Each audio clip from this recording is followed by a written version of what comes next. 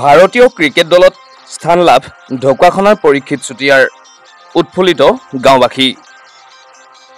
নেপালত অনুষ্ঠিত হ'ব লগা third Indo Nepal T20 friendship cup 2024 আৰু 2025ৰ বাবে নিৰ্বাচিত 17 বছৰ অনুৰ্ধৰ ভাৰতীয় ক্ৰিকেট দলৰ বি টীমত ঢকুৱাখানাৰ পৰীক্ষিত চুতীয়াই স্থান লাভ কৰাৰ উপৰিও ভাইচ কেপ্টেইন হিচাপে দায়িত্ব লাভ কৰাত উৎফুল্লিত হৈ পৰিছে পৰীক্ষিতৰ জন্মগাঁও 2 নং কুৰৈগুৰিৰ ৰাইজ আৰু আত্মীয়সকল।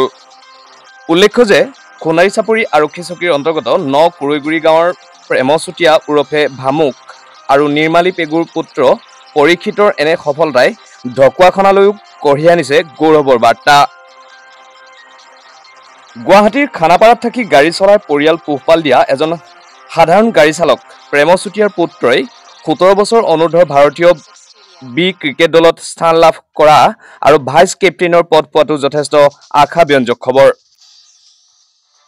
গুৱাহাটী খানাপাৰাৰ লিটিল ষ্টাৰ ছিনিয়ৰ ছেকেণ্ডেৰী স্কুলৰ 10ম শ্ৰেণীৰ ছাত্ৰ তথা উইকেট কিপাৰ বেটছমেন পৰীক্ষিত চুতীয়াৰ এনে সফলতাত ঢকুৱাখানাৰ কেঁকুৰি কুৰৈগুৰি গাঁওবাসীয়ে সন্তোষ প্ৰকাশ কৰাৰ লগতে পৰীক্ষিতৰ আৰু অধিক উন্নতি আৰু সফলতা কামনা কৰিছে অঞ্চলবাসীয়ে। News desk DK news.